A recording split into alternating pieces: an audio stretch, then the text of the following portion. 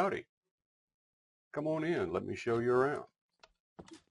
I've been playing the Direwolf20 1.10 pack for a while, and some new mods have been added to it that may cause me to change the way I've set up some of the stuff that I've done so far. So I decided I wanted to record what I got currently, so that a way I could go back and review it later on if I wanted to. And if you see any setup that I have done in here that you're interested in more details on, just let me know in the comments, and I will go back and possibly review it. First of all, this is the entrance to my house. I spent a little bit of time building this house. It's a somewhat of a recreation of the house I actually live in.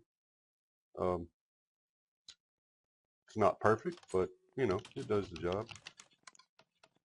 This is my little entryway. Got lurch down there. Come in here. This is where I've kept my bed since the beginning of it. Got Mr. Sunshine over here. He keeps every time it starts raining, he gets sad and he triggers a dispenser up here, or dropper up here rather, to give himself a sunflower, so that way it goes back to being sunny again. Keeps the rain away. This was my first tinker's room. I used to have a very big tinker's smeltery, and I also had the tinker's furnace over here, but I've taken it down. This is just to make small things that I might need with tinkers. Played around with Psy a little bit. Just could not find a reason or find anything that I found, you know, really interesting in it that I could use it for. So it's kind of just there. This is some of the recent additions in here. Got these coke ovens, you know, of course, making the coal coke, and then this guy's over here. The improved blast furnace is over here making my steel.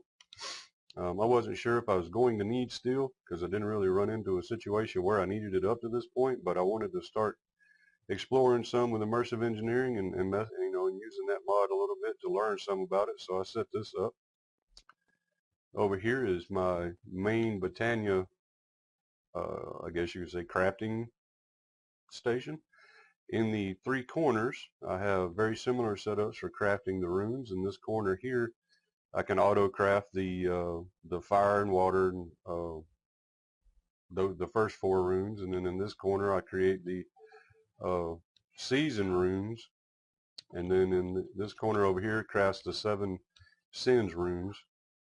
I have some kind of specialized stuff using Super Circuit Maker mod underneath there that's triggering the dispensers and etc., so that I don't have to listen to the consistent clicking, and it auto creates and crafts. And underneath the mana pools is a range collector from actually additions that picks up the runes when it needs to. I've got the 2 different crafting things that change what the mana pool does, whether it this one's the one that duplicates stuff, and this is the one that will allow you to change, or allow you to actually convert stuff and craft it. Then this one here is just a plain mana pool, and this gets fed from a, as you can see from the particle effects, it's connected upstairs to something that feeds down and makes all the different, whether it be mana diamond, mana steel, etc. This is one of my favorite things in this mod, is the mana enchanter. As you can see, I've got a lot of the different things you need for doing enchantments over here. I've got some of the best, you know, made some of the best books that I needed over here, so I didn't have to continually make books and just use the mana enchanter to put them on there. I've automated the terrestrial agglomeration plate for making terrace steel. It works quite well. Let's continue on here. We're going to go upstairs here to the first area. Now this right here is where I've got my various portals.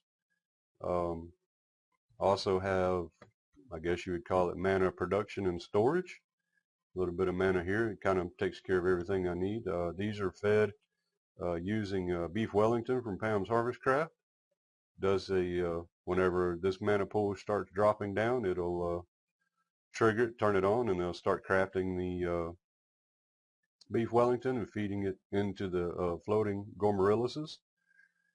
This was my first foray into Super Circuit Maker, and I made the comparator blueprint and put it down here, and then made some adjustments so that I could use just a lever to say when or was it the lever or was it the constant?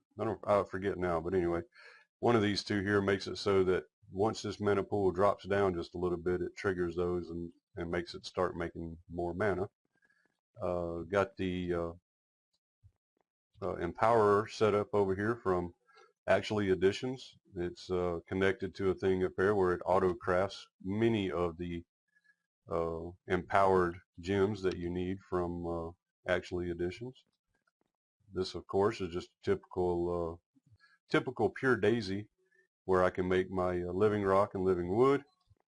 Obsidian gets made here that I can't think of what it's called. A placer, I guess, back there places the lava, turns it into obsidian, and then it harvests the obsidian. Go around here. This is where I've got my dragon egg mill set up. Killed the regular dragon a few times. Kind of quit making. I was going to actually make, almost encircle this room with them in a way, and then I was just like, well, it's kind of ridiculous. I'm not using anywhere close to 3,000 grid power yet, so I kind of felt like it was covered.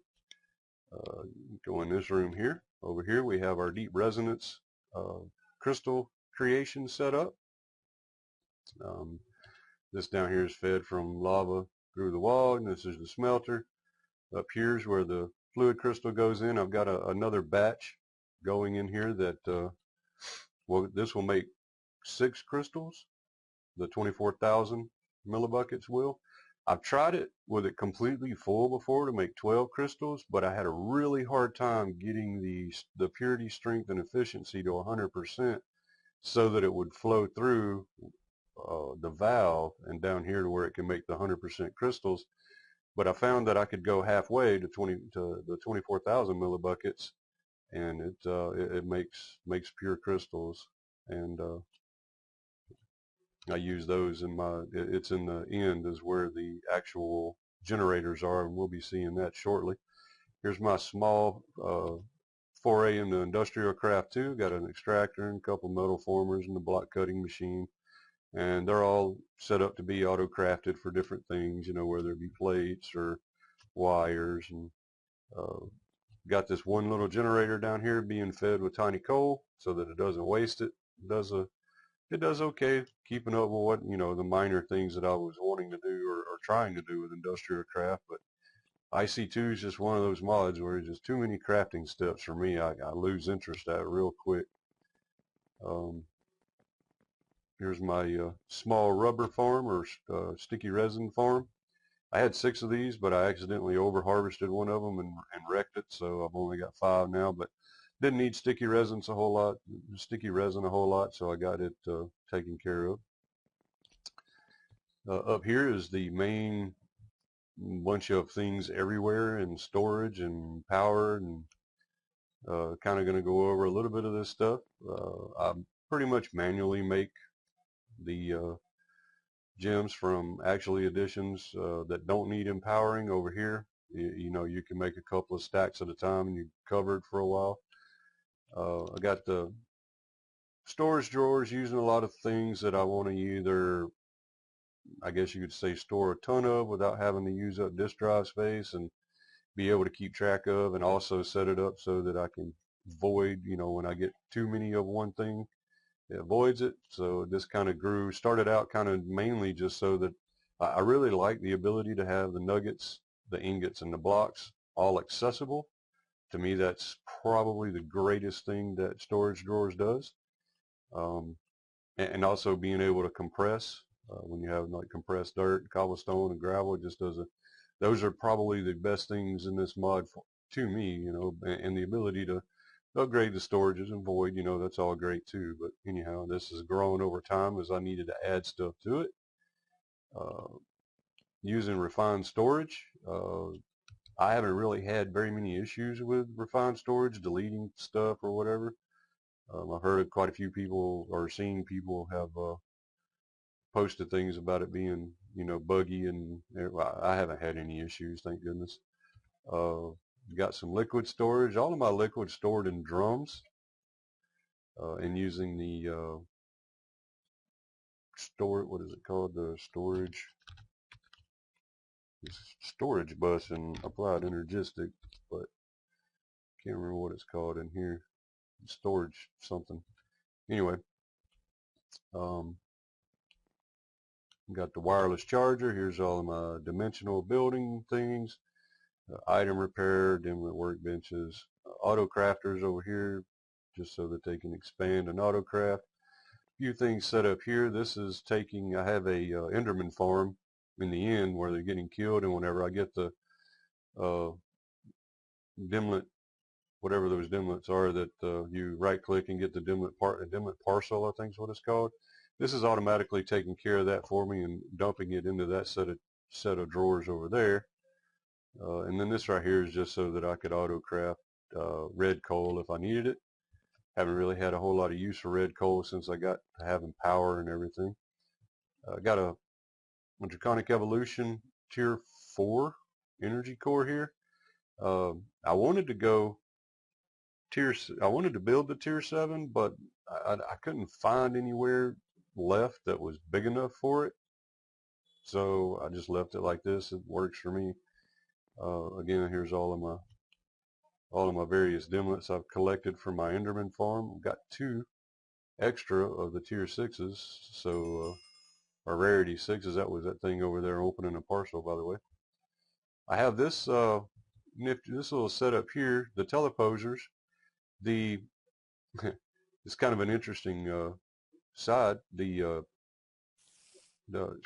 energy core here used to be downstairs where you saw the coke ovens and the steel being made. So I got into blood magic because it was the only thing, these teleposers are the only thing that would move that energy core and retain the power. I tested a whole bunch of different things, couldn't find anything that would move that energy core without losing all your power. And I'm sorry, 9 billion RF is a lot to lose. So I got into blood magic far enough to make teleposers and moved it up here. And then I've set this teleposer up now. What I've got is 2 RF monitors. These RF monitors are great because they connect and they show, allow you to control power or set powers and what monitor your power. I have it set up on this one here so that at 40%, it sends a redstone signal out that turns my generators in the end on. I have all my generators in the end.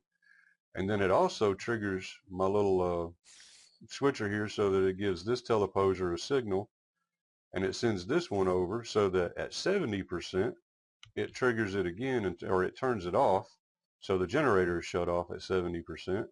And then this toggles it so that they flip back and forth, so that because this doesn't have a range, like it's either on, and then the generators would cut on and off while you're at that power level. I didn't like that because it didn't get my big reactor is not as efficient whenever it's just cutting on and off. You need it to, get up and stabilize for a while. And so that took care of that. It allows those two to bounce back and forth. This is where I harvest whenever I would go and run my quarry. Things that get ground up, smelted back here. This is my dimension builder area where you keep your dimensions in there. Here are the dimensions I've built so far. This is the first random one that I use to get, do some mining in and going and getting some of the dimlets and whatnot. Here's my dragon dimlet, dragon world. I made it I used the end biome with obsidian as the block, so the dragons don't destroy the ground anywhere. Makes it real easy to go in, kill a bunch of dragons if you need to. And then I've got my cobalt and ardite dimension. It's just they're orbs of cobalt and ardite ore, glowstone orbs, the dimensional shard orbs, diamond ore orbs, and emerald ore orbs. I know you can make, and also draconic ore orbs. I know that you can make the blocks of this stuff, but it just seemed to me like it was just as easy to make the ore ones. Not to mention I can use, fortune or whatever on them to break it down. With the quarry, my quarry is a fortune quarry, so I get more out of it that way. Draconic crafting over here. These guys, the fusion crafting injectors are all up to the draconic level. I had some automation going here with this to where I made a bunch of these draconic flux capacitors because I wanted to go find I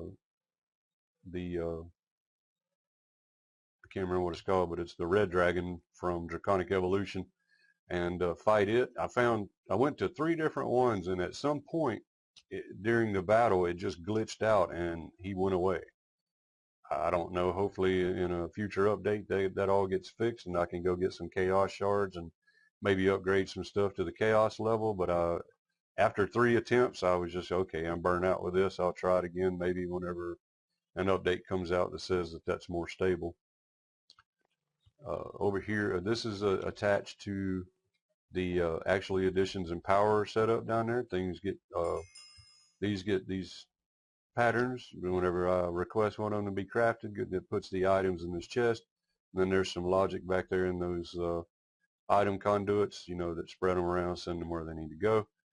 This is all my auto crafting thing. I can auto craft just about anything I need at this point. This one here is the one that's feeding that hopper that's on top of the steel producer, and that's annoying me that I can't remember the name of that thing. Is it blast furnace? Is that what it is? Yeah, the improved blast furnace. So that hopper right there, that hopper is the only thing I was able to find that I could attach to the phantom face that would allow it to actually input the items into this. And let's get back up here where I left off. And I got some logic built into this on it keeping blocks of iron and blocks of coal coke, and it only sending one in so that way it doesn't overfill the hopper, etc. This right here, these 2 setups are the ones that feed the Gormarilises with the beef Wellington, and it auto crafts them whenever it needs to. This setup here is the one that does my see if I can get a hold of that crafter back there. Yeah, this is the one that does the 4 elemental runes as well as the mana rune in the one corner, and then these 2 back here, these are the 2 that do the season runes and then the 7 sins runes. The only thing that I wish that the interaction between refined storage crafters and these phantom faces is that this crafter would input directly into the phantom face, but I could not get it to do it whatsoever. So you wind up having to dump the items into a chest and then item conduit them into the phantom faces. That was the only way I could find to make them work. This is my setup for doing the Terra Steel. Got a little super circuit maker block back here. What it does is it's checking that inventory and this inventory, and whenever that inventory gets items in it, it puts a pause on the interpulsor here, and then whenever this one gets items in it, it will turn that on, which turns it off, and basically what it does is it cycles a pulse between the 3 of them, and then this one here is the last one that gets sent out, so that when this gets empty it turns it off again. This one here is the one that the items go into this brown, black, brown ender chest, which I have set up to, it goes to a bunch of different places, and then the item conduit just pulls out what's supposed to be going to where it is. So this one makes mana steel, mana diamonds, and mana pearls.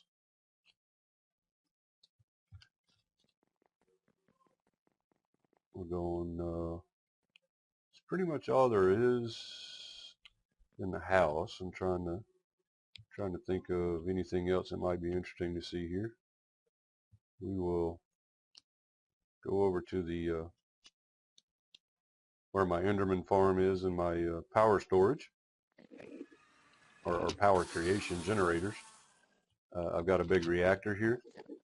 It's got manualin in it in rows of 2, 4 out to the sides. It does pretty good. I think it produces somewhere along the lines of 28,000 RF a tick. Very well. I guess I can just turn it on. We can see it'd be wasting power, but well, I won't waste it. It'll go into the buffer. But when it gets stabilized here, I think it's running somewhere around 1.8 to 2 millibuckets per tick, producing around 28,000 RF.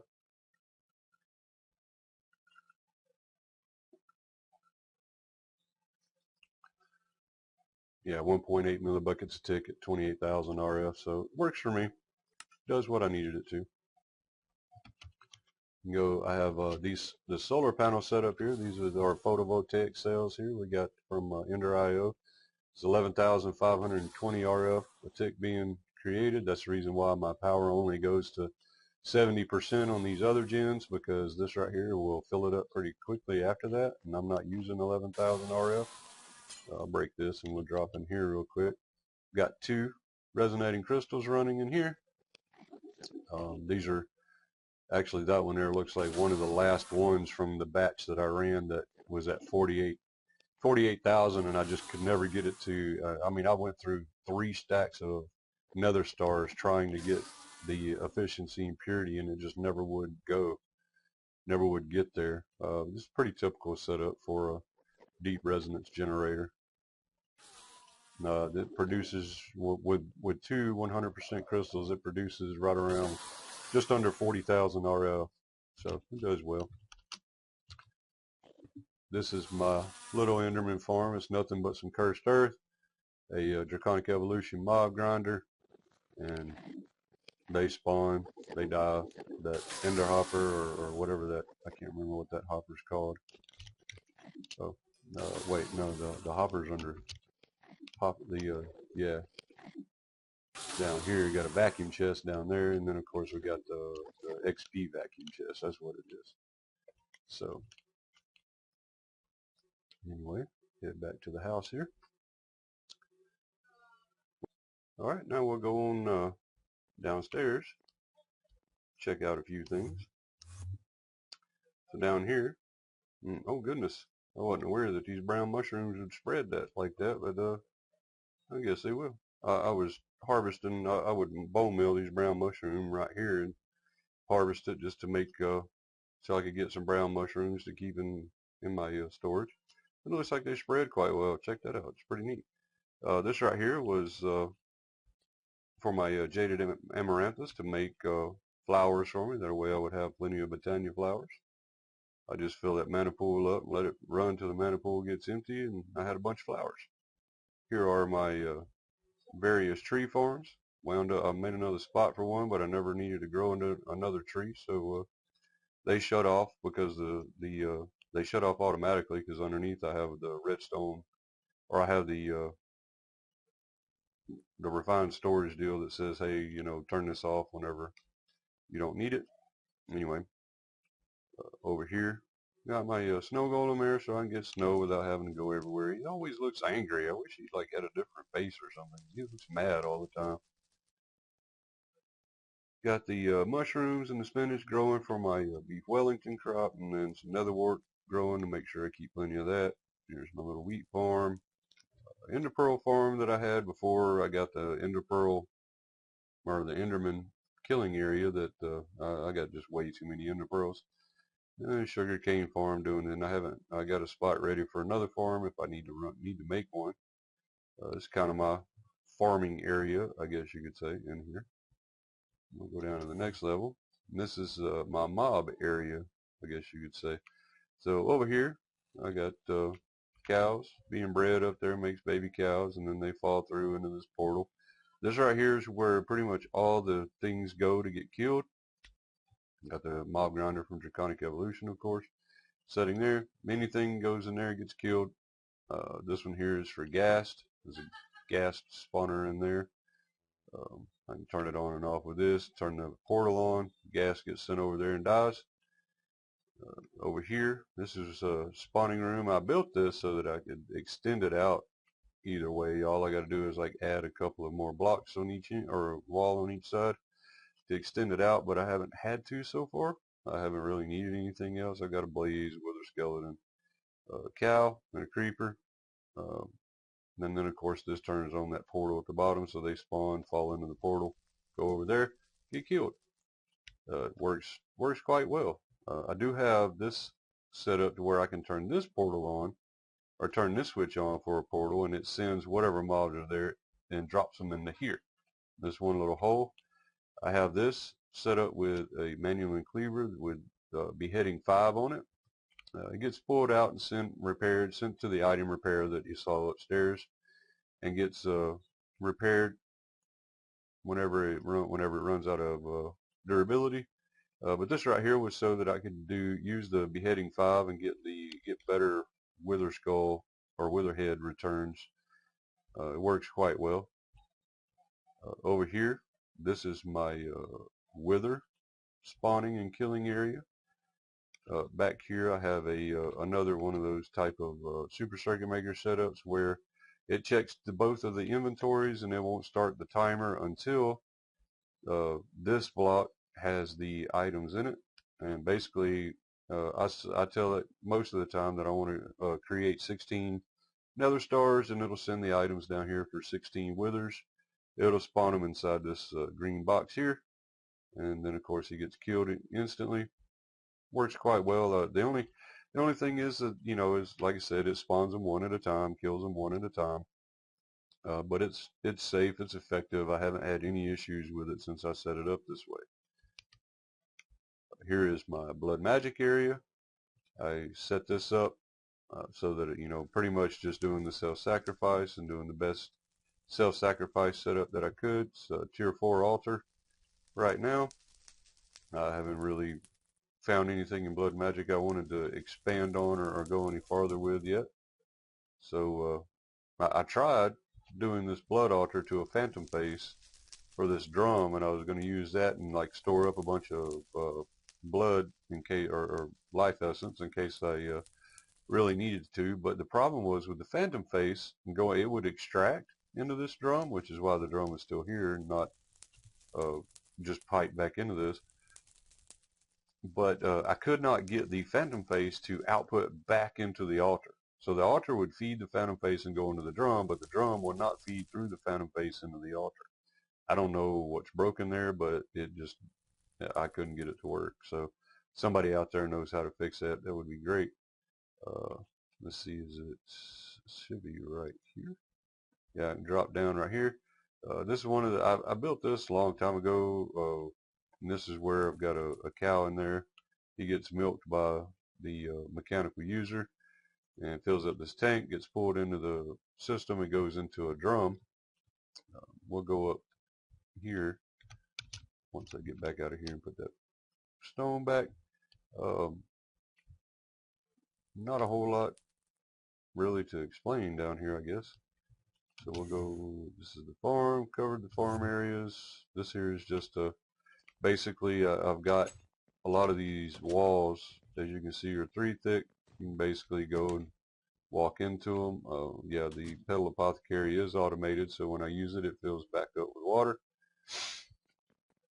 You can come over here, you can go through this one and go back here and see the setups behind these coke ovens. If I can get, oh yeah, it's on the top. So you can see here this drum, I'm storing 1.1 million millibuckets of the creosote. And this is just all set up. I've got this set up so that once it gets to 512 blocks of coal coke, it'll shut off. The problem with that is that I've got to have 512 blocks of steel before to do it, and that's set up underneath here. This interface is just pulling slag out of the blast furnace. So we'll head back through here, down here, get out of the way, Lurch. We'll go into this one here. So this one here underneath, this is where I've got the experience being stored from mainly the Enderman farm. Experience is going into here. I don't think I'm going to fill that up anytime soon. Got the Ender IO reservoirs up there keeping me with plenty of water if I happen to need it. And whenever you're crafting the beef Wellington, it uses water from there. So let's go back down here and go into this door. So you can open this door, and this is where I can see my lava. I have a ranged pump in the nether that's doing its scanning thing. That pump needs some fixing. I don't know what it is, but I mean, it does work. It's just that it scans every block, so it's kind of it wastes a lot of time unless you can find a very large lava pool. But anyway, I got, almost 30 million millibuckets of lava, so I'm okay. I mean, I got enough lava to last. And then here's my drum of milk. This is for making cakes if I need to make a cake, mainly just for crafting runes or whatever. I didn't feel like I needed 65 million buckets of milk, plus that cow down there would probably get very tired if I set that up. I've got, and that, I think that's going to wrap it up. I mean, I've shown off all the stuff that I've built. If there's anything that you saw in here that you'd like for me to go into depth on how I created it, what my mindset was behind it, then leave me a comment and I'll visit it and go over it and hopefully explain it to where you understand it. But that's going to wrap it up for me. Take it easy.